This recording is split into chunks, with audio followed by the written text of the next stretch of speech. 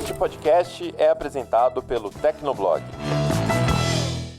É porque ninguém sabe muito bem para que serve ainda, né? A gente tá descobrindo muito para o que ela não serve, né? Como, por exemplo, cálculos matemáticos. Você não vai usar um gerador de texto para fazer cálculos matemáticos. Você usa uma porra de uma calculadora. Agora... Não serve pra você fazer a sua série na academia, como eu vi um cara falando outro dia. Acabou pros personal trainers. Vai no ChatGPT e peça pra ele fazer o seu treino. Eu falei, vai lá, pede pro autocorretor com anabolizante fazer o seu treino mesmo, amigo. Vai dar certíssimo.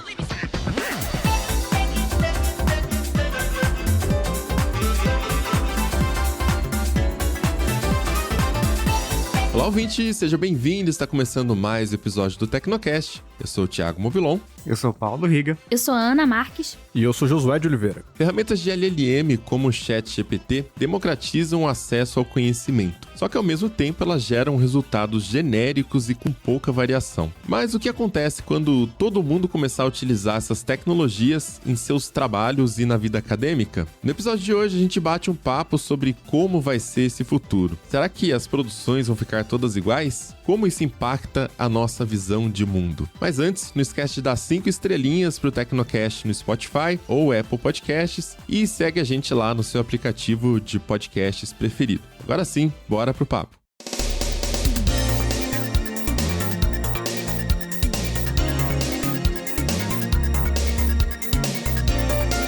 No dia 18 de julho, pesquisadores da Universidade de Stanford divulgaram um artigo sobre o desempenho do GPT-4, aquele modelo de linguagem da OpenAI. Eles analisaram a performance da ferramenta em certas áreas, com problemas matemáticos, perguntas delicadas e perigosas, e também geração de código e raciocínio espacial. E os testes mostraram que existe uma certa variação nas taxas de acerto ao longo do tempo. A gente esperaria que essas taxas forem melhorando, né? Conforme o tempo passa, a ferramenta é utilizada, ela aprende mais e acerta mais. Porém, não foi isso que aconteceu. Os pesquisadores constataram que o GPT-4 está piorando. Em março de 2023, ele teve uma taxa de sucesso identificando números primos maior do que em junho de 2023. O mesmo aconteceu com geração de código, os resultados de junho foram piores do que os resultados de março. E assim, a gente não sabe muito bem por que isso acontece, mas levou algumas conversas aqui entre a gente, porque nos últimos tempos a nossa impressão é que os resultados do ChatGPT não andam mais tão bons. Não que não ande tão bom, né, Riga? Aquela coisa de tipo assim, ao mesmo tempo que ele é muito bom, ele também erra demais, então meio que não dá pra confiar nele sozinho. Então, antes até desse estudo de Stanford, o que se via, né, o pessoal comentando sobre ChatGPT, GPT-4, era que as pessoas estavam começando a notar os problemas, né,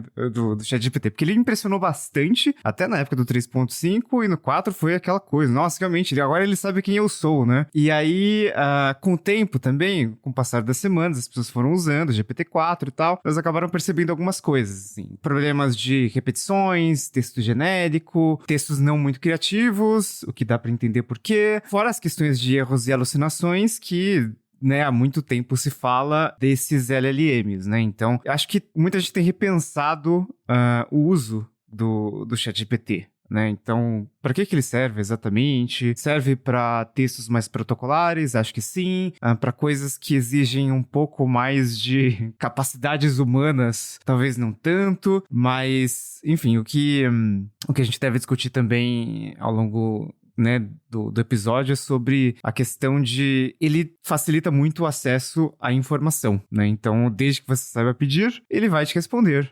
Mas, ao mesmo tempo, ele pode te responder errado. E se você não sabe, se você está tendo o seu primeiro contato com aquela informação, vai ser mais difícil julgar se vai estar certo ou errado, né? Então, complicado. Eu fico lembrando do... aí nem é o ChatGPT, na verdade é o Bard, né, que é o chatbot do Google. É outra empresa, tal, mas tem problemas semelhantes. A gente estava até comentando sobre isso, né, Riga? Que, enfim, ambos alucinam, né? Ambos erram bastante e inventam informações. Mas o Bard... o Bard tá caprichando aí, tá de parabéns mesmo. Porque o Bard tem um lance mais perigoso. O GPT também, né? Não é uma exclusividade do Bard, enfim. Mas o que a gente viu foi que eu fiz uma pergunta pra ele sobre de onde ele tava tirando informações sobre certos livros. Eu perguntei sobre a trama de um livro lá e tal, e ele errou tudo. Ele acertou uma ideia geral, mas errou todo o resto. Eu perguntei de onde ele tava tirando aquilo. E ele me disse que era do Google Livros. E aí a gente ficou, tá, mas se ele tivesse acesso ao Google Livros, ele saberia que a informação correta. E aí você falou, tipo, não, cara, provavelmente ele alucinou tudo. Provavelmente ele não tem acesso ao Google Livros e só leu pela situação ali, pelo contexto da conversa, que dizer que ele tem acesso ao Google Livros faria sentido naquela conversa. É isso. Então, Só que o nosso próprio julgamento sobre uma IA do Google é que, pô, o Google é uma empresa de busca, né? Então, sei lá, deve ter pesquisado de fato em algum lugar e o Google tem um acervo grande de informações ali que estão, né, sob domínio do próprio Google. Então, não seria muito estranho que ele procurasse uma trama ali no Google Books para gerar as informações. Mas, no final das contas, o que a gente concluiu ali é que o Bard ele foi treinado para usar os serviços do Google como exemplos ali. Então, o contexto era trama de livro, informação de livro. Qual serviço do Google tem informações sobre livros? O Google Books. Então, logo, eu tirei essas informações daqui. Só que ele não tirou, né? Então, ele claramente não tirou e ele claramente, a resposta que ele deu não estava correta, né? E ele simplesmente foi treinado de alguma forma para responder com um serviço do Google. Mas, enfim, é o que a gente já tinha falado sobre GPT, enfim, é que eles não sabem o significado daquilo ali, né? Eles sabem gerar o texto e eles sabem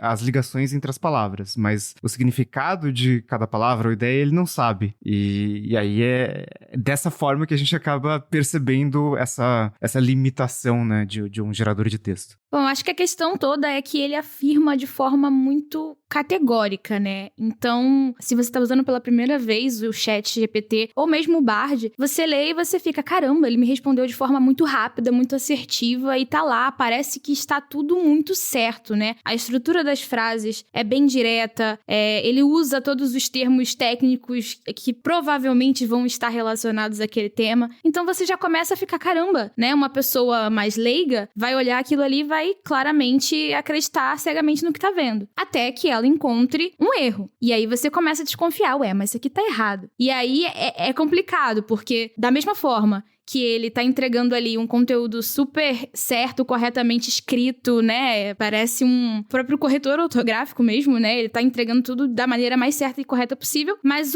a fonte do conteúdo, o conteúdo em si, ele não está factualmente certo. E aí você começa a desconfiar. E nisso entra o grande problema. Se ele tá errando agora, em que momento ele vai acertar? E ele começa também a dar umas desculpas, do tipo, realmente, tava errado o que eu disse. E agora o que você disse tá certo. Mas se você faz um teste com ele, uma brincadeira, e joga um fato errado e fala, isso está certo, ele vai concordar, né? Ele tende a concordar com você. É isso que a gente meio que percebeu nos últimos testes. Então, você joga uma informação ali e ele começa a concordar. E aí tem aquele problema. E se ele começar a aprender com a informação incorreta que está sendo colocada ali, né? Então, a gente tem ali um grande problema de o conteúdo em si, o formato do conteúdo tá maravilhoso, tá chegando muito bem, tá democratizando mesmo, chega de forma rápida para consumo, né, das pessoas que estão lendo aquele chat, mas a informação que tá contida ali, ela não é factualmente correta. E o que a gente faz com isso? Como é que a gente leva isso à frente? Como é que a gente impede diversos problemas que podem sair daí, né? Tem uma frase muito boa que é da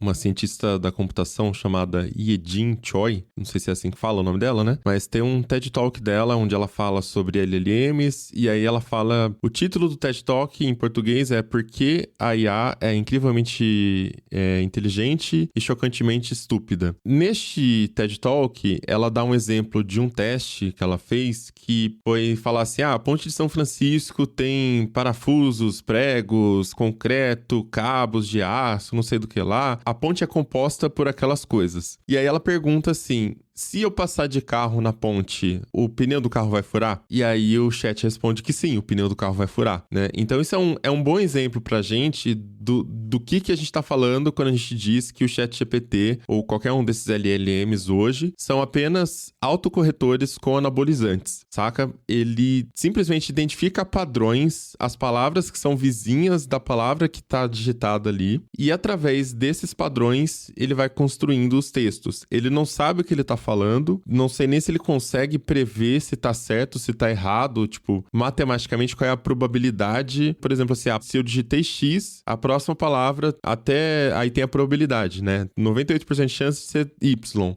90% de ser Z e por aí vai, né? Mas ele não entende o que ele tá falando. Se ele entendesse, ele saberia que uma ponte, o pneu não fura de passar numa ponte, ele fura de passar em um prego. Eu não falei que tinha pregos no asfalto, eu falei que ela era feita com pregos. Enfim, já tem várias discussões na comunidade, eu acompanho bastante coisa no LinkedIn mesmo, sobre como a gente conecta as LLMs com uma base de conhecimento. Então seria uma Knowledge Graph, uma Knowledge Base, que são tecnologias que já são utilizadas hoje, por exemplo, pelo Google. Por trás do buscador mesmo, do modelo atual, de ter os links ali, ele já utiliza essas bases de conhecimento para entender as queries, o que você está procurando, qual é o significado daquela palavra, o que se relaciona com aquilo, né? Se eu colocar Harrison Ford, por exemplo, ele vai me mostrar todos os filmes que o Harrison Ford atuou, quais são os atores mais próximos de Harrison Ford, isso tudo está no grafo de conhecimento ali do Google.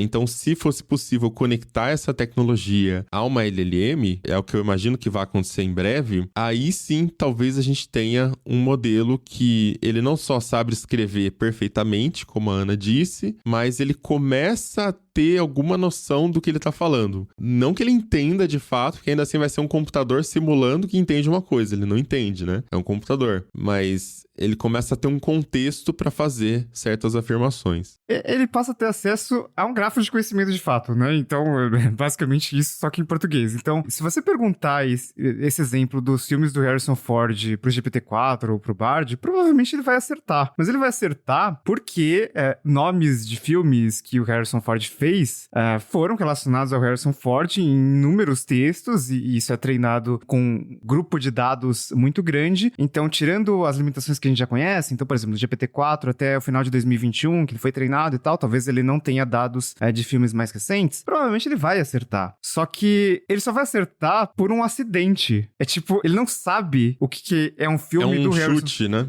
E aí quando eu vi esse estudo de Stanford, eu vi que o primeiro teste era aquela questão dos números primos, eu fiquei, sei lá, eu fiquei meio balançado, mas aí eu continuei lendo e vi que tem algumas coisas que fazem sentido. É porque dos números primos, o ChatGPT não sabe o que é um número primo, né? Ele sequer sabe calcular um número primo, tanto que ele sempre erra agora, né? E o fato de ele ter acertado antes, talvez seja simplesmente um acidente, né? E o fato de ele errar hoje pode ser um acidente também, porque como que o ChatGPT poderia ter acertado o que é um número primo ou não? Vendo uma lista de números primos até determinado número. Então, isso é fácil de encontrar. Tem na Wikipédia tem uma lista de números primos até 100 mil. Então, se o número primo estiver dentro dessa lista, então ele é primo. Mas não é que o ChatGPT está calculando e antes ele sabia calcular e agora não sabe mais calcular. Não, é que, sei lá, não sei o que aconteceu. Enfim, o fato é que ele não sabe o que é número primo. São chutes. Ele vai chutando, só que como ele calculou, ele é treinado calculando probabilidade do que vai aparecer do lado daquela palavra ou daquele número, daquela string que você digitou. Se ele foi treinado com, por exemplo, essa lista da Wikipedia, ele já sabe que a probabilidade que quando você coloca números primos é aparecer aquele número específico. Mas ele não entende aquele número, ele não sabe o que é primo, ele não sabe o que é aquele número, ele só, o que vem depois disso é isso. E é isso, é um chute estatístico, né? Tantos por cento de chance de ser isso aqui agora que vai entrar nessa frase. Mas é isso, ele não tem conhecimento. Então é por isso que ele afirma as coisas. Eles falam que mente que nem sente, né? O Freitas fez uma matéria no TB uma vez. O ChatGPT mente que nem sente. É porque é isso, ele é uma estatística. Ele simplesmente jogou ali uma coisa e é tipo, se colar, colou. É tal qual uma criança mentindo pra professora na escola, sabe? Eu vou falar isso aqui, se colar, colou. Às vezes cola. E se ele for bem treinado, vai colar. Mas se você prestar atenção, tende a gerar resultados que não fazem o menor sentido só porque ele alucinou ali. E só para colocar uma hipótese um pouco mais técnica aqui, o GPT, ele é um modelo determinístico. Então, ele usa cálculos matemáticos ali e ele sabe quais palavras têm relação com quais palavras. Certo? Isso é matemática. Então, se uma palavra tem maior probabilidade de estar ligada com essa palavra, então provavelmente essa palavra tá certa, então beleza, continua gerando o texto aí. Só que a implementação do GPT, ela não é determinística, porque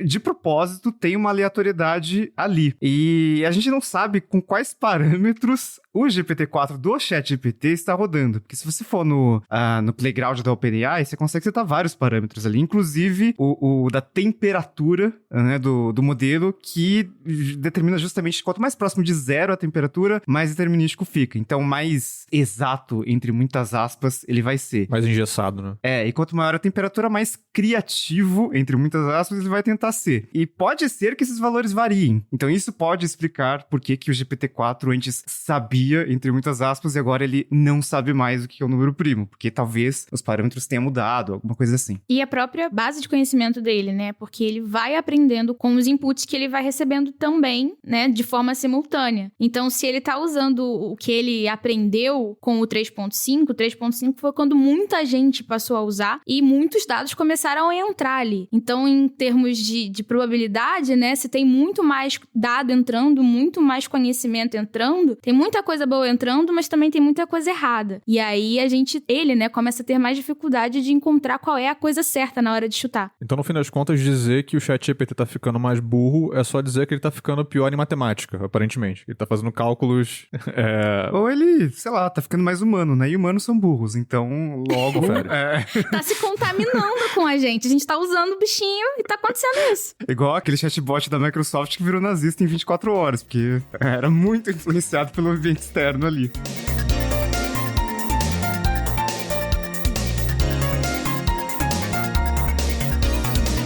Então, mas isso tudo que a gente tá conversando, eu acho que é difícil, como a Ana tinha falado, pro público leigo que tá usando pelas primeiras vezes ali, saber do que se trata. De fato, é uma conversa mais técnica e vamos lembrar também que a gente não tem todas as informações porque a OpenAI não abre o modelo, né? A gente viu recentemente a Meta lançando o Llama 2, né, que é o LLM deles, tem parceria com a Microsoft e tudo mais, e tipo, é open source e tal, dá pra você fuçar ali e mexer um pouco.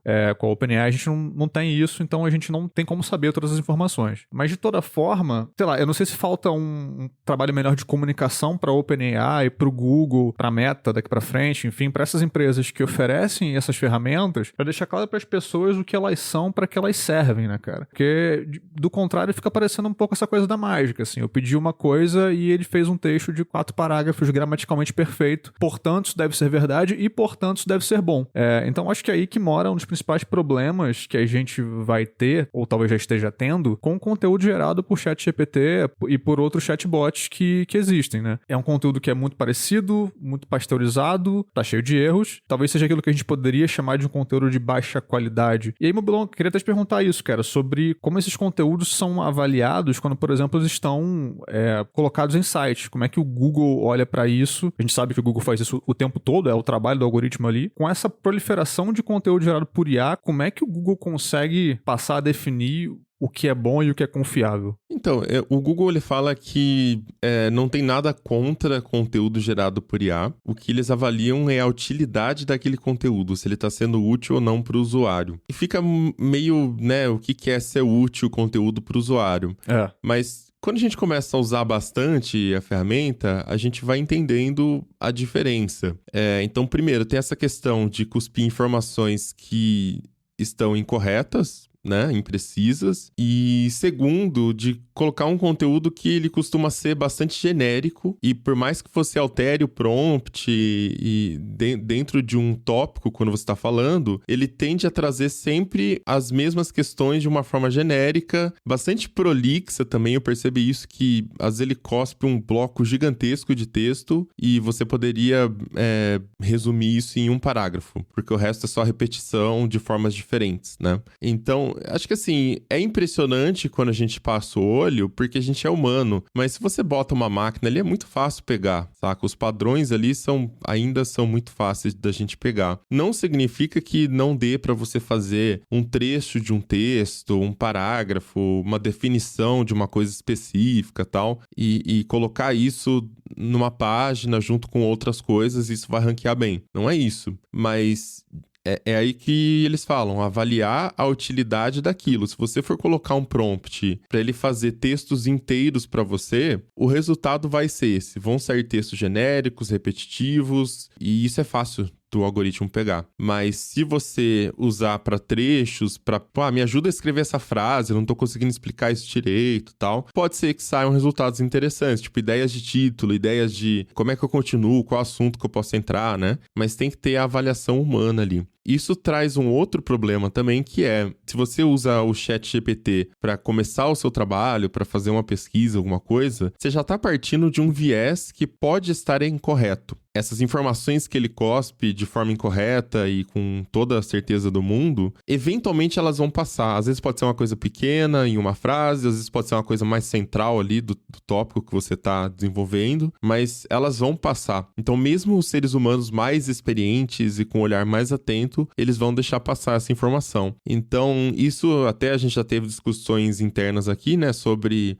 esse é o futuro e como que a gente usa isso no Tecnoblog, faz sentido, até qual momento, né? E essa é uma parte que a gente travou. Não vamos usar para isso, porque, de fato, mesmo sendo uma pessoa experiente, você vai acabar deixando passar, para fazer pesquisa, né? Vai entrar alguma informação incorreta que o humano vai escrever o texto final com essa informação incorreta. Então, acho que isso para o Google é fácil pegar, até porque ele trabalha com o consenso. Todas as páginas que ele escaneia, ele tem o grafo de conhecimento dele. Nesse grafo, ele já tem ali com certo nível de certeza, tipo, que Harrison Ford é um ator que faz filmes tal. E se você começar a afirmar que Harrison Ford fez o Marty McFly, por exemplo, o Google vai fazer a extração dessa informação com NLP, ele vai tentar bater com o grafo do conhecimento e vai ver que você está errado. Se o consenso é que ele não fez o Marty McFly, quem fez foi o Michael J. Fox, né? Ele vai falar que você tá incorreto e aí ele consegue pegar que seu conteúdo tá errado. Então, não necessariamente ele vai pegar, tipo assim, esse conteúdo é IA. Ele vai pegar que esse conteúdo tá errado, tá incorreto, esse conteúdo é ruim. Porque ninguém gosta de ler conteúdo gerado por IA, né? Convenhamos, a hora que você sabe que é uma IA, você já sai correndo. Agora tem uma questão que é a seguinte: gerar conteúdo por IA é muito mais barato, certo? Então você simplesmente dá um comando, ele cospe um monte de palavras ali, que para um humano demoraria mais e custaria mais caro, né? Humanos precisam de salário, eles precisam de férias, eles ficam doentes, e o robô não vai ficar. Então, a tendência é que, enfim, várias empresas já estão usando IA para gerar conteúdo em texto, e como esse conteúdo em texto é muito mais barato, a tendência é que ele aumente muito. E já tá acontecendo, né? Estão pegando vários sites que estão usando IA. Teve o caso da Cinet ali, que foi o que chamou mais atenção ali, porque tinha vários erros de informação de conta ali, né? Que qualquer pessoa poderia checar muito facilmente. Mas tem sites de notícias usando IA e, às vezes, gerando informações incorretas por causa de IA. Posso contar uma engraçada? Eu sigo muitos escritores no Twitter e tal. Tem alguns amigos que escrevem. E aí ficou famoso entre eles um site com listas de livros, né? E aí, uma que tinha saído era assim: 8 livros escritos por escritores brasileiros de ficção científica sobre exoplanetas. Bizarramente específico, mas ok. Uhum. Esses autores estavam no Twitter falando, cara, fiquei muito lisonjeado em saber que eu escrevi o livro X, mas galera, eu nunca digitei uma palavra parecida com isso, assim. Então, tipo, toda a lista tava errada, e depois foram olhar e, tipo, todo o site inteiro mesmo era gerado por IA, e deve estar totalmente cheio de informação errada. Então, beleza. Então, a gente tem muita informação sendo gerada, e esse site, né, de lista de livros que não existem, de autores que não escreveram, é um exemplo. Quando uma IA usar como base essas informações erradas, e ela se retroalimentar com essas informações erradas, é o fim?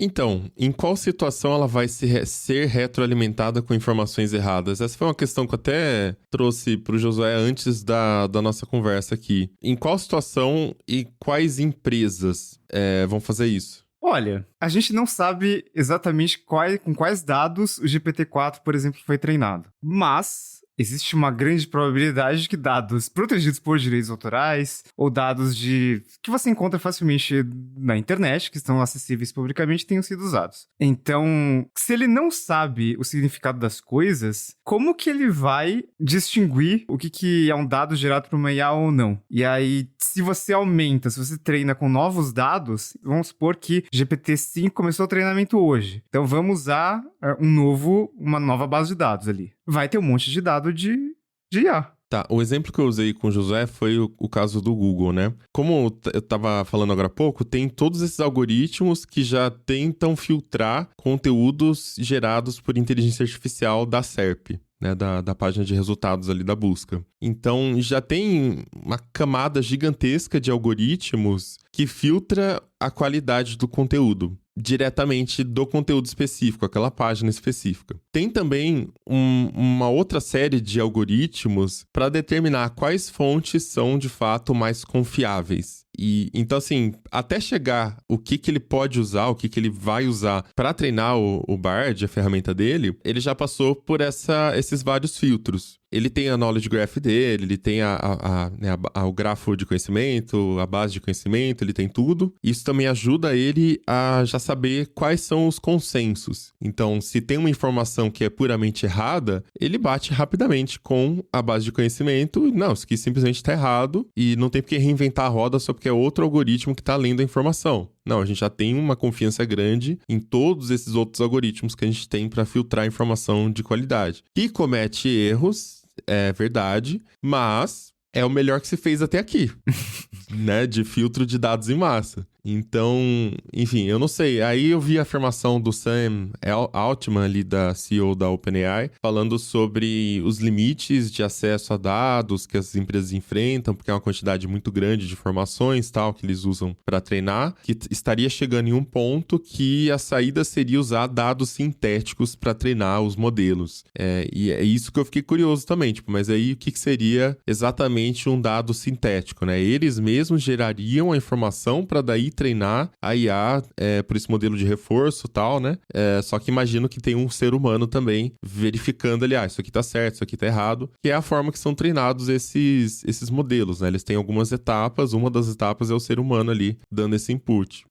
O Google também tá fazendo isso já com os quality haters, que antes avaliavam os resultados da busca, agora eles, além de avaliarem, também estão sendo utilizados para treinar o LLM do Google. Então, enfim, eu não sei, eu acho que eles conseguem construir barreiras de alguma forma, mas me pergunto se a informação não passa errada em algum momento, da mesma forma que a gente estava falando agora há pouco, né? Então, eu duvido muito da capacidade humana de lidar com tanta informação e conhecimento, né? Então, você mesmo falou, né? O Knowledge Graph, ele tem erros, né? E normal, não tem como ser 100% preciso. E aí, se for para esse caminho de dados sintéticos sendo base para gerar outros dados sintéticos, acho meio estranho também. Parece uma bola de neve. O Riga falou sobre duvidar da capacidade humana de lidar com tantos dados. Uma coisa que eu não duvido da capacidade humana é de abstrair os erros que passam, né? Então, a gente tem essa questão também de em que momento as pessoas se importam com os dados errados. Acho que é um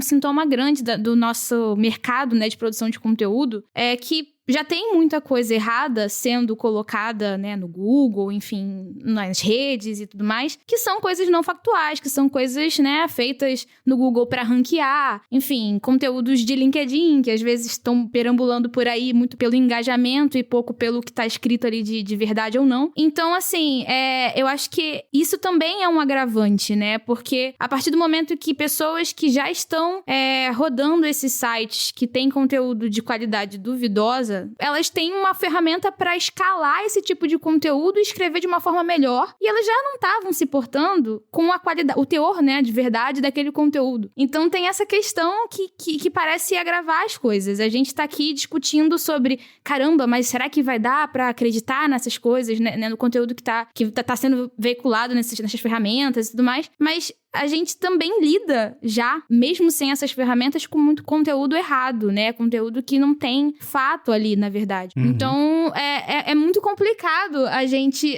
até tem a sorte, no Tecnoblog a gente tá barrando aqui certos tipos de uso do ChatGPT porque a gente não quer nem arriscar, né, ter um conteúdo errado. Mas tem gente que não tá nem aí pra isso, né? E tá usando pra escalar e o usuário tá consumindo ou por falta de conhecimento ou porque, no fundo, também não se importa muito, né? Que é uma coisa mais rápida. E tem a questão da busca por mão de obra barata, que não é uma novidade também. Aqui, se a gente colocar o ChatGPT como sendo a mão de obra barata, o que a gente viu nos últimos anos, principalmente assim de 2019 pra cá, o Tecnoblog especificamente, a gente sofreu muito com plágio e assim, veículos grandes, plagiando na cara dura, assim, a pauta saía no TB, saía no outro dia, no outro veículo e copiando toda a estrutura do texto e linkando, sei lá, Wikipedia, linkando o site gringo como fonte, né? A gente teve várias tretas aqui, chegamos, né, a falar diretamente com os responsáveis, mas ninguém tá nem aí, assim. É um momento de a galera contratando autores para escrever textos a R$5, R$7 o texto produzido. O critério principal ali não é a qualidade, não é a originalidade, não é você ter essa coisa de tem que estar certo, né? Tem que ter uma qualidade alta aqui o conteúdo. Não, o critério é vamos colocar em massa mais conteúdo porque vai gerar mais tráfego. E é justamente esse tipo de comportamento dos publishers que faz com que o Google gaste também tanto tempo gerando esses algoritmos para filtrar conteúdo de baixa qualidade. Ou que faz também as pessoas estarem tão de saco cheio do SEO, né? O famigerado SEO aí. Tem muita gente reclamando que, não aguento mais, o SEO destruiu a internet e tal. Não foi exatamente o SEO que destruiu a internet, né? Porque o SEO basicamente é você construir uma matéria, desenvolver ali um artigo, organizar aquela informação de uma forma que ela seja facilmente encontrada, certo? E aí as pessoas associam SEO com título sensacionalista, matéria rasa, clickbait, ou aquela coisa tipo assim, você faz uma busca, se você abrir os 10 resultados da busca, todos eles são basicamente iguais. Por quê? Alguém foi lá num primeiro momento, fez uma matéria melhor, conseguiu ranquear no topo com isso, e aí todo o resto da internet vai lá, pega o primeiro resultado do Google e tenta imitar para conseguir ocupar os outros espaços na SERP. E eu acho que foi isso que, alguns meses atrás, levou ao início dessa discussão sobre o ChatGPT como buscador, porque justamente quando você busca alguma coisa no Google, a chance de você ter um monte de resultado igual e de você clicar nesses resultados, ir pro site e você ter que ficar dando scroll na tela para chegar no 8º parágrafo e ter a resposta do que você precisa é muito grande. Então a galera foi, beleza, pelo menos esse chatbot me dá o que eu preciso num texto coeso aqui certinho e eu não preciso ficar me preocupando tanto com isso. E só trazendo aqui alguns números para complementar isso que a Ana e o Mobilon falaram sobre veículos querendo quantidade, né, querendo muita matéria para ter muito tráfego. Tem uma entidade que é a NewsGuard, eles fazem avaliações de conteúdo na internet, conteúdo noticioso, basicamente, e eles têm procurado verificar ali como é que o ChatGPT tá mexendo nessa coisa da criação de conteúdo de notícias. Então, em maio, no início de maio, eles identificaram 49 sites de notícias falsas que usavam o IA para gerar o conteúdo. Era bastante evidente ali que era conteúdo gerado por IA. No final de junho, já tinha subido para 277, tá? Então, é uma multiplicação muito rápida. Justamente porque acontece isso que a Ana falou. Já não havia, por parte dessas pessoas, uma preocupação com nada, com a qualidade do conteúdo, com a veracidade do conteúdo, muito menos. Então, como é que eu posso maximizar isso aqui? Como é que eu posso, né, usar a palavra aí dos startupeiros, escalar esse negócio? Coloca o ChatGPT pra fazer mais notícia. Afinal, de acordo com o Twitter, o ChatGPT é uma máquina de fazer dinheiro, mas poucas pessoas sabem usar. Deus. Todo dia uma thread. Esses 200 e pouco aí foi o que eles acharam, né? Mas com certeza tem quantas vezes mais do que isso. Na verdade, o que eu tava pensando aqui é que tem uma similaridade tanto, né, com o Google tentando fazer esse controle ali da qualidade dos resultados da busca, quanto desse cenário catastrófico em que uma IA é retroalimentada por dados sintéticos de outra IA, é que todos esses controles, eles são feitos a posteriori. Tipo, se você tirar os bloqueios do GPT-4, do ChatGPT, ele vai gerar um monte de conteúdo, sei lá, com os maiores vieses possíveis. Então, tem alguns que eles não são corrigidos porque, não sei porquê, mas, por exemplo, enfermeira, ele sempre tende a colocar no feminino, e médico sempre no masculino, porque tem mais enfermeiras femininas do que enfermeiras masculinas. Só que, se eles fizessem um controle, então vamos colocar com gênero neutro agora, enfermeira e médico, para não dar mais problema e tal. Seria um controle a posteriori, mas os dados, a origem daquilo ali é a mesma. Então, se você tira esse bloqueio, esse controle que eles fizeram depois, vai voltar a gerar enfermeira e médico. E esse tipo de controle humano, ele é muito falho. E sempre vai ser. Porque a gente tem os nossos limites. Então, mesmo que a gente tenha esse cenário em que uma LLM seja integrada com um Knowledge Graph, tem erros no Knowledge Graph. Na LLM tem muito mais erros, porque ele sequer sabe o significado disso. Mas aí, desculpa, é porque o Knowledge Graph, ele trabalha com consenso. Então aí não é diferente do método acadêmico, por exemplo, que você tem que ter um consenso ali nas afirmações, e aí alguém pode vir e lançar um outro estudo e contestar o seu paper. E aí é o jeito que a gente, como humanidade, desenvolve conhecimento. Eu acho que a verdade absoluta, ela é inatingível. Para algumas coisas é mais factual, é verdade. O consenso que vai montando as definições. E o algoritmo, ele é programado dessa forma. Algumas vezes, pode vir de uma fonte de muita confiança uma afirmação incorreta que pode mexer com a definição lá no Knowledge Graph. É verdade. Mas porque tem um outro algoritmo que definiu que, sei lá, o G1 é um site muito confiável. Só que daí o G1 vai lá, contrata um repórter que acabou de sair da faculdade e ele vai fazer uma matéria sobre como é que funciona uma implosão de um submarino. Ele vai falar bobagem, sabe? Ele pode pesquisar, ele pode entrevistar um especialista e tal, mas erros vão acontecer. E aí esse erro, de alguma forma, poderia manipular o que está no Knowledge Graph, né? No grafo de conhecimento. Eu não sei, o algoritmo Sim. deve ser programado para lidar com isso também, né? Mas o consenso tende a prevalecer. Só que se você tem muitos dados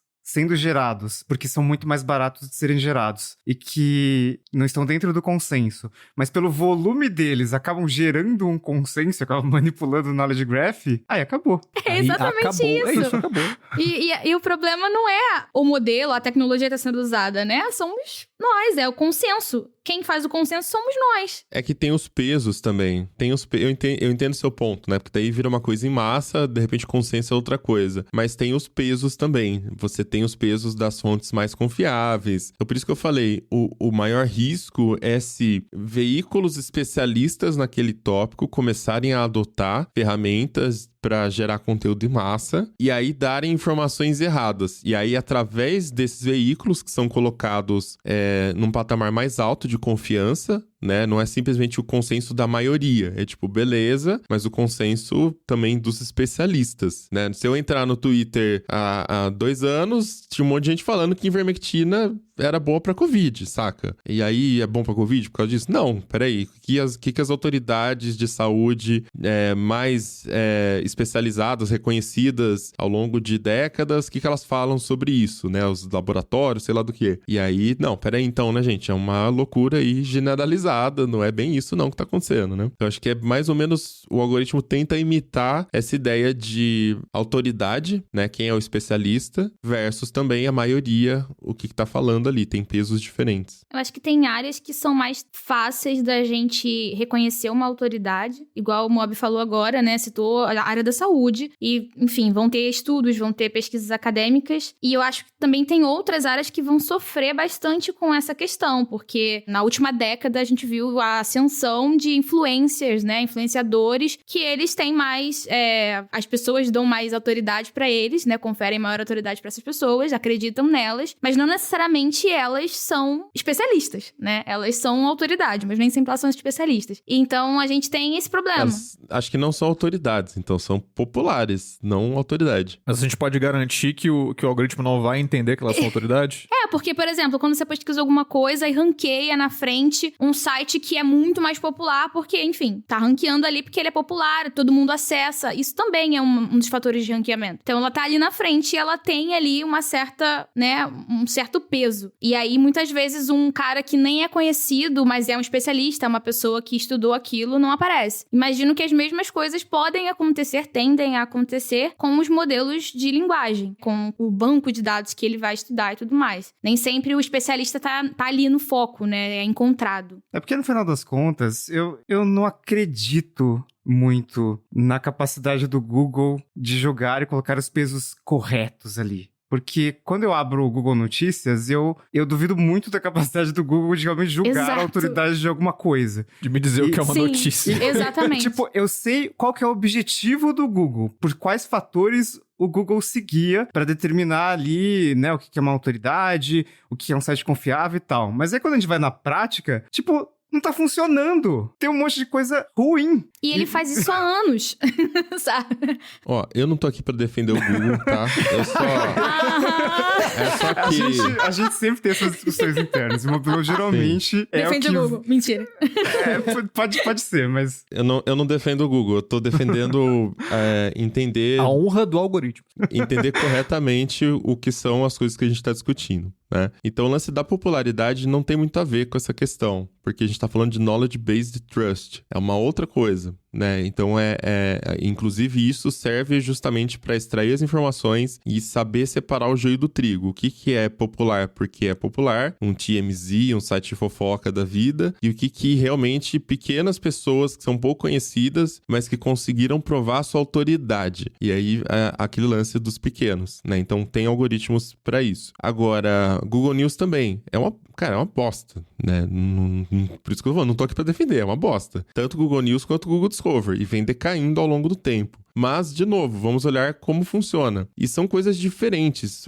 O LLM não se aplica ali. O grafo também provavelmente não se aplica ali para definir o KBT, né? Para o Knowledge Based Trust, para definição de autoridade, de qualidade. Primeiro que são coisas, produtos separados, completamente separados da busca. E segundo, porque as regras de algoritmo de produtos de feed contínuo são diferentes das regras de algoritmo de produtos de Information Retrieval, que é a busca do Google. O Information Retrieval você joga uma query, e aí você tem uma database de vetor, e você tem o grafo de conhecimento, você tem uma série de camadas ali que definem quais links podem ou não aparecer ali. Não significa que está perfeito, mas é o melhor que existe até hoje para organizar informações em massa. Não é uma tarefa fácil, convenhamos. Ainda mais quando tantas pessoas estão tentando entender como funciona para daí jogar o jogo e aparecer no topo e ganhar dinheiro com isso. Então acho que esse é o maior desafio. E Google News, Google Discover, a regra já é muito mais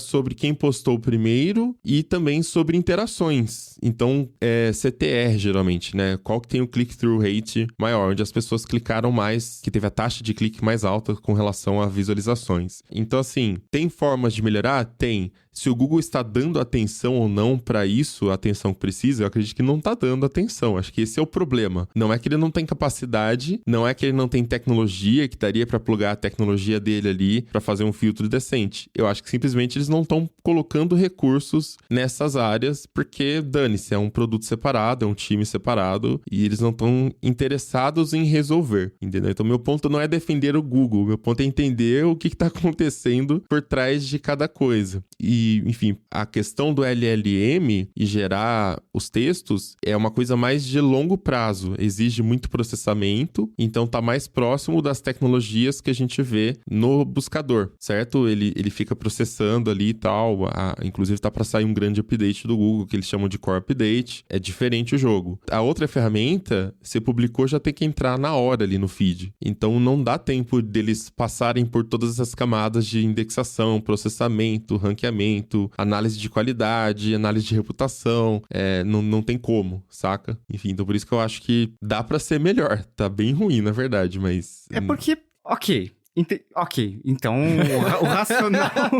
o racional foi explicado. Então são algoritmos diferentes, produtos diferentes. Mas parece tão fácil melhorar a qualidade do Google News, porque o Google tem muitas informações sobre todos os domínios. Por que eles simplesmente jogam um domínio que tá todo mundo vendo que é ruim e que, ok, pode, talvez por alguma métrica do Google faça sentido, tipo, tanto que as pessoas clicam no título de uma notícia. Se o Google objetiva tanto ter conteúdos de qualidade, não seria fácil simplesmente colocar alguns desses sinais da busca, alguns. Não tô querendo que ele coloque um algoritmo super complexo para ordenar os resultados do Google Notícias, mas para melhorar a qualidade das notícias do Google Notícias, até porque as notícias do Google Notícias também são exibidas na busca ali no box separado. Então é tipo, beleza, o Google tem, e por que ele não usa? E se vai integrar isso no LLM, que exige muito mais poder de processamento, enfim, me parece muito distante ainda. Sim, eu acho que o Google Notícias, inclusive, eu acho que ele é diferente do feed do Google Discover, que é o que tem dentro do Chrome e do aplicativo do Google.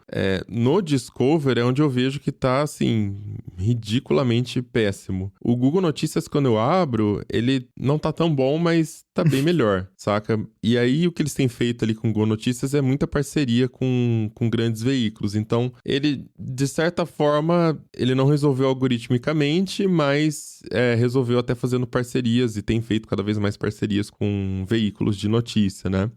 E, de novo, é uma forma de identificar quem são as referências, quem são confiáveis, quem geralmente não vai arriscar ali a reputação, né? Pra dar mais destaque na ferramenta. O Google Discover, realmente, a hora que eu abro aqui o aplicativo do Google, cara, nossa, só bait, só site do tipo concurso, sei lá do quê. Sites de concurso que passaram a postar conteúdo sobre como achar filmes bons na Netflix. É o meu conteúdo favorito que vem no Google Discovery agora. Tipo, cara, é concursos BR, não sei o que, e você tá falando de Netflix, cara? O que tá acontecendo?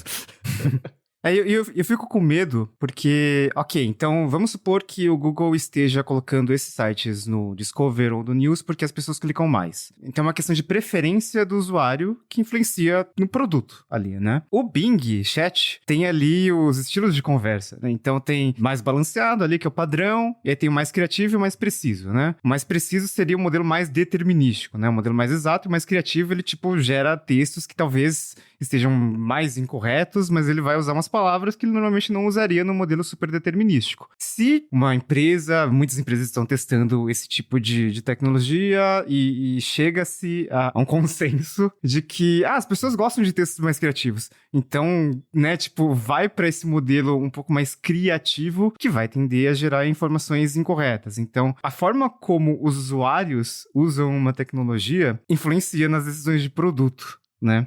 Aí, de repente, seja o fim. Não, aí é preferência. Se a maioria quer usar isso, usa isso. Às vezes pode ter uma configuração, às vezes pode ter um produto de outra empresa que tenha um funcionamento diferente. Ou vira o caso do Google Notícias. Tipo, eu quero sites confiáveis, mas o Google não. Então, é o mesmo pra todo mundo e foda-se. É tipo isso. Às vezes, a opção é por atender ao maior número de pessoas possível e não necessariamente o que é melhor. Tá, eu acho que a gente tá indo pra uma conversa já tá fugindo do tema central aqui, mas o ponto é, você não quer usar, você não usa. Você acha ruim, você não usa. Eu já não uso, porque é ruim demais, entende? Ele não é obrigado a ser bom pra mim, ele é obrigado a ser bom pra quem quer, e se tá bom pra eles também, tanto faz. Eu só acho que ele não dedica tanta atenção assim ao produto, o que é uma pena, porque tem um alcance grande e seria bom se ele melhorasse. Isso eu concordo com você, saca?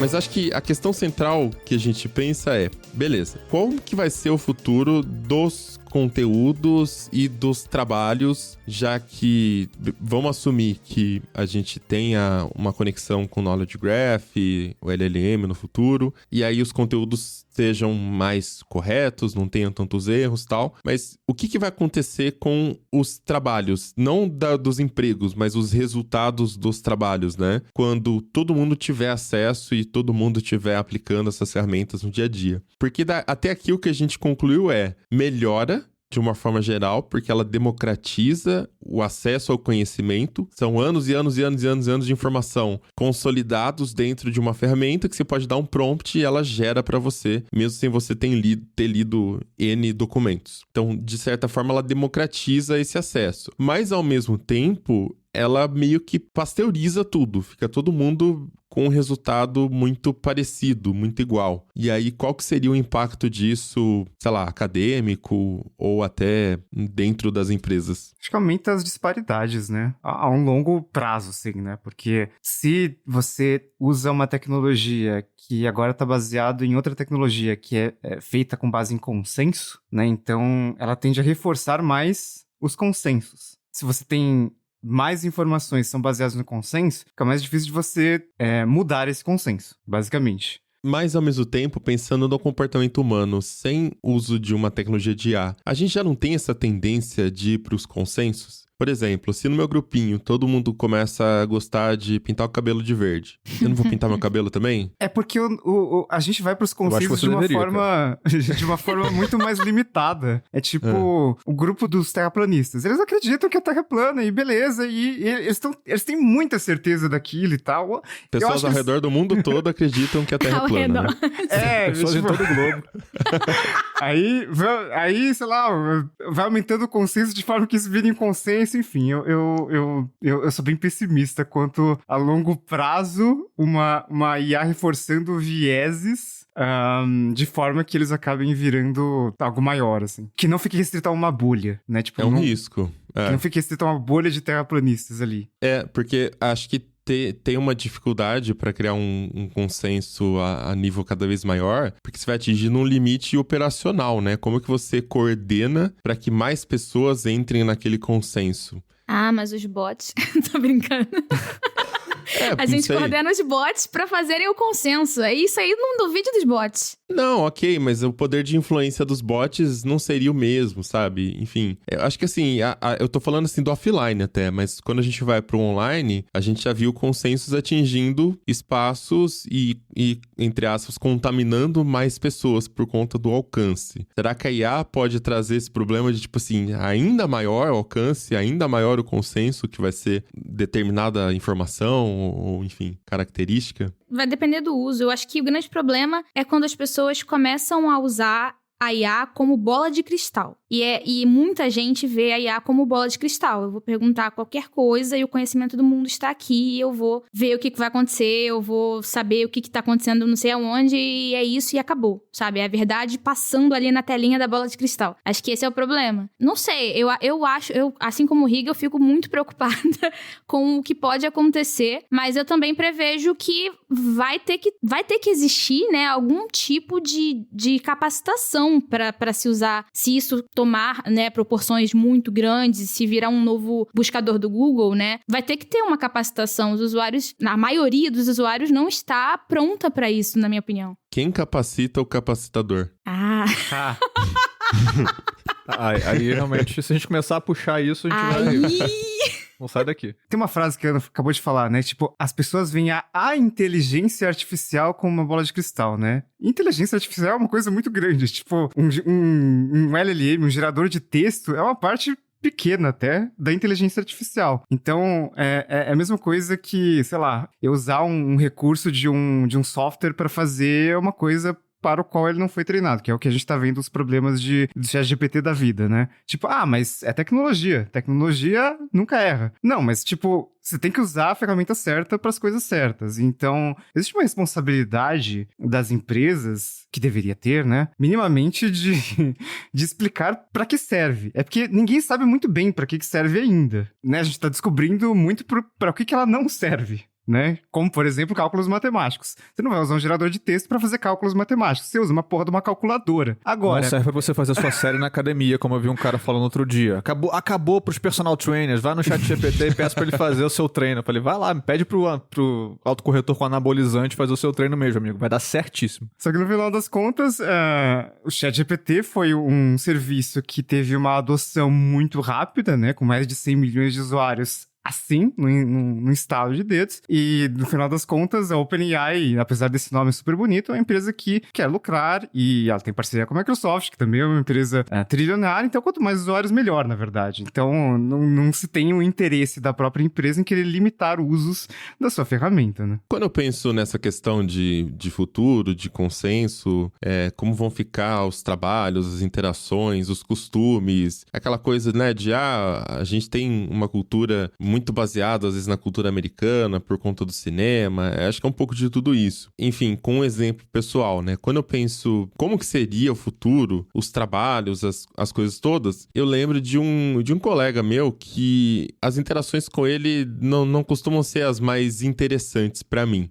em determinados assuntos, né? Porque ele é aquele cara que, por exemplo, começou, sei lá, filme da Marvel. Aí, beleza, tá mó hype, as pessoas estão indo assistir. E você quer ir lá ter aquela experiência, mas eu quero ter a minha experiência, eu quero ir lá, sentar, assistir, sair de lá, falar minhas impressões, enfim, uma coisa espontânea, né? Ele não, quando começa a ter alguma coisa que tá modinha, ou que tá, sei lá, as pessoas estão falando, ele vira uma enciclopédia ambulante. Ele entra na Wikipedia, sei lá onde ele entra, e ele cara, ele decora tudo de forma que as conversas ficam chatas. Sabe aquela conversa espontânea, tipo assim, será que tal personagem pode acontecer tal coisa com ele? E aí o cara, do dia pra noite, virou especialista em tudo. Tipo, não, isso nunca aconteceria com o Iron Man, porque no quadrinho X de 1972, o personagem blá. E, cara, você nunca leu o quadrinho. De repente, ele é o maior especialista do mundo no assunto. Ele faz isso com tudo, música, tudo. Enfim, então...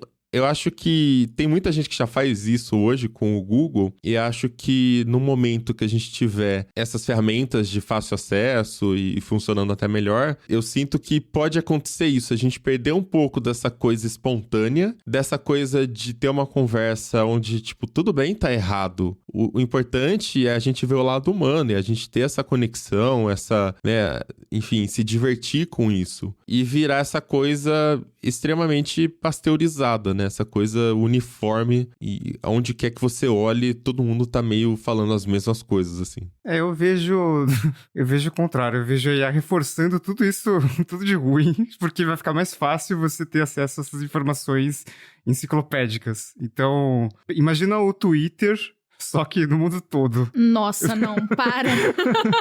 Mas peraí, assim, tudo bem, a gente pode pensar que mesmo na internet de hoje, na cultura de consumo que a gente tem, existe uma certa pasteurização na maneira como, sei lá, certos conteúdos chegam pra gente, as opiniões, etc., o que as pessoas acham, o que a gente acha sobre séries, sobre franquias, etc. Tem meio que consenso que tá circulando ali. Mas, ao mesmo tempo, eu vejo isso como um diálogo do qual participam pessoas, normalmente influenciadores ou autores, enfim, pessoas importantes que construíram uma reputação numa determinada área, que passam a ser vistas como importantes. E dentro dessa lógica, por mais que você encontre certas ideias que são muito enfatizadas, tem algum nível de personalidade, de diferenciação que torna isso possível, que torna essas interações possíveis. Eu não consigo ver isso se modificando demais com popularização de LLMs nesse nível que a gente tá pensando, entendeu? Não sei se fez sentido, mas eu acho que hoje a gente já recompensa muito uma certa autenticidade. Porque a gente procura isso. E mesmo hoje a gente já tem esse reforço constante que o nosso consumo pressupõe. Então eu não consigo ver isso se modificando muito, sabe? Então você acha que as pessoas não vão adotar? Ou vão adotar se tiver alguma modificação? Eu acho que vão adotar, mas eu não tenho esse pessimismo do Riga, sabe? Eu ainda acho que a pasteurização, que a homogeneização vai existir como existe hoje, mas também existe um nível importante e valorizado socialmente de autenticidade. Não, mas é que eu e o Riga estão falando de coisas diferentes. Eu acho que eu tô falando sobre pasteurização e o Riga tá falando, eu não tô fazendo juízo de valor do que vai ser pasteurizado. O Riga, eu acho que ele tá muito na pira de, tipo assim, vai pasteurizar de um jeito muito ruim, o mundo vai acabar, todo mundo vai virar nazista, sabe? Eu tô tipo assim, não, calma, eu tô falando mais, tipo assim, de uniformizar as coisas. O Riga já tá tipo assim, vai uniformizar e vai ser zoado, vai ser o pior possível. Provavelmente o certo tá no meio do caminho entre os dois ali, né? Porque no final das contas, sim, as pessoas elas valorizam essa coisa humana. Tanto é que teve recentemente, né? Eu tava vendo uma reportagem sobre reviews de produtos. Não produtos de tecnologia, produtos de qualquer coisa, maquiagem. E existe uma categoria, entre muitas aspas, que foi criada, que foi o tal do review sincero, né? Porque muitos não são. Então... Se ela precisou ser criada, isso significa que as anteriores... Qual era o significado de review? Não entendi.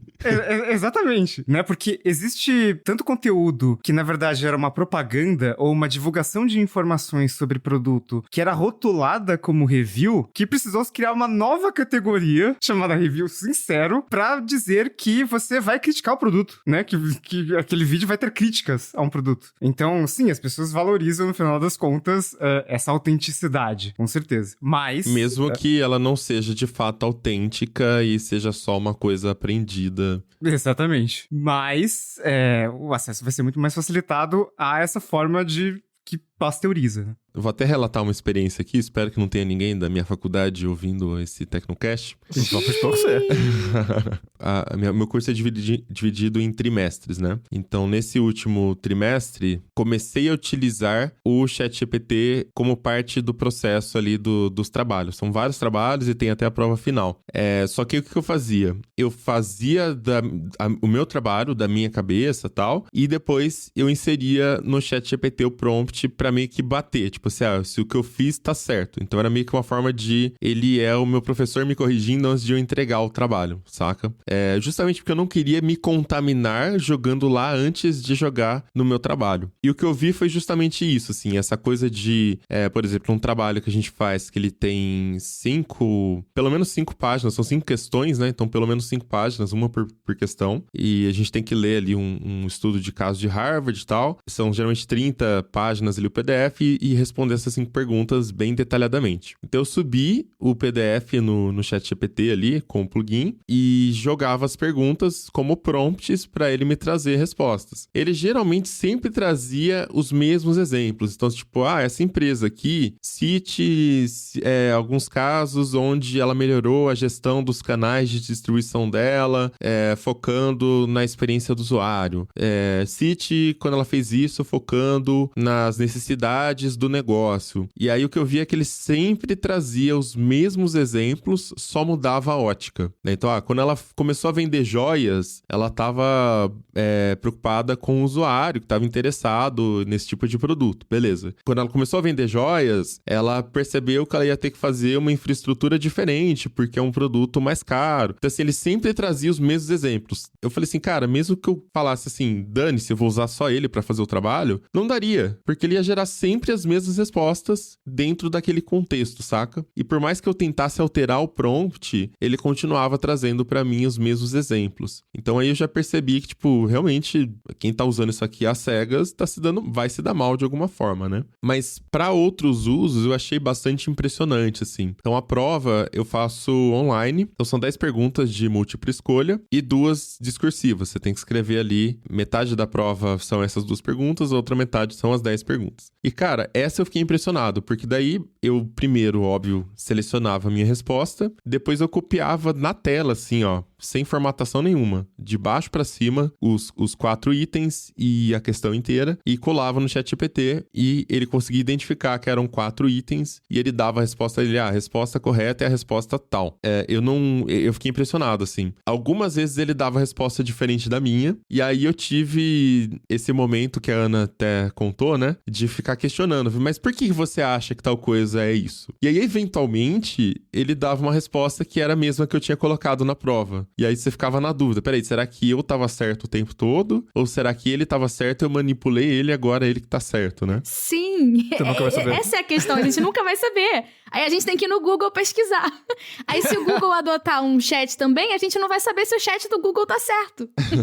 Mas achei impressionante, assim, ele acerta, assim, comparado com as respostas que eu tava colocando, ele tava acertando muito bem, assim, muito mesmo. Eu acho que algumas pessoas já levaram esse susto inicial, assim, de, tipo, e eventualmente já usaram tanto, né, a exaustão que se depararam com alguns erros e meio que pararam de usar. Eu tenho uma amiga que ela não é da área de tecnologia, ela é jornalista, mas ela não é muito ligada em tech, e ela tá trabalhando com redes sociais. Aí, na semana passada, a gente foi almoçar e ela falou pra mim, Ana, agora eu tô usando o ChatGPT sem culpa. Aí eu, como assim? O que significa isso? Ela, não, porque agora eu aprendi a usar, porque eu tava usando sem parar e do nada veio um erro, e aí eu parei. Aí eu, e o que fez você mudar, né? Aí ela, não, porque agora eu aprendi que eu tenho que colocar já as informações e pedir pra ele dar uma organizada, então não é pra eu pegar o conhecimento dele, é pra eu organizar o meu. Quando ela falou isso, eu fiquei tão aliviada, eu falei, nossa, que bom que mais pessoas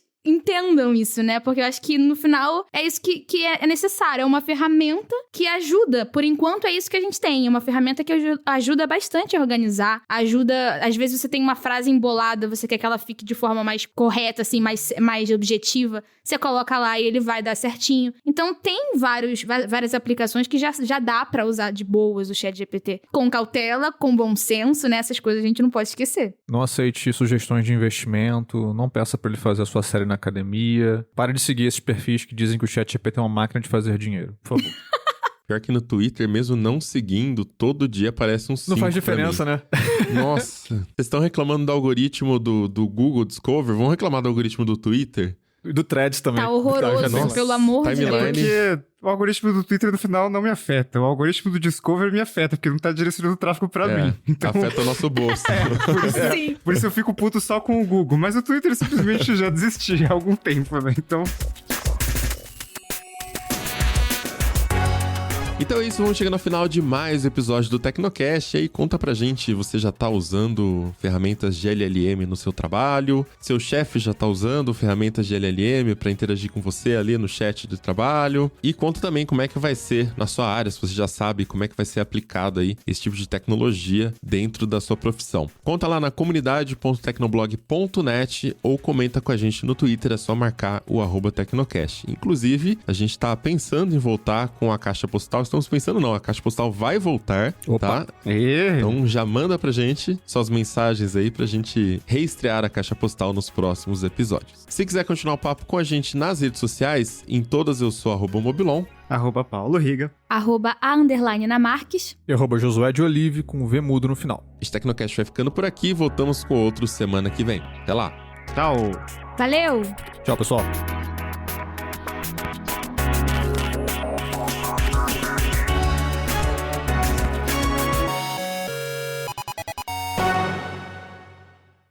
A operação de reatores nucleares que usam combustível de urânio irá inevitavelmente gerar algum grau de plutônio. Para evitar completamente a geração de plutônio, seria necessário evitar a operação de tais reatores. Ok. Como evitar a operação de reatores nucleares de urânio? A ideia de não é muito estranha, né? Sim. O que é um não? O quê? O que é não? Não Quem que sei do inventou o você tá conceito de não? falando. Como assim não? Não, tipo, o não a alguma coisa. Que droga que o Riga tomou? Não tô entendendo. É porque ele tá sem o Nescafé dele, o café solúvel. Não, se a palavra não existisse, as coisas ficariam muito mais difíceis. Que não existisse? Se a palavra não existisse, as coisas... Eu não conseguiria nem falar essa frase. Sim.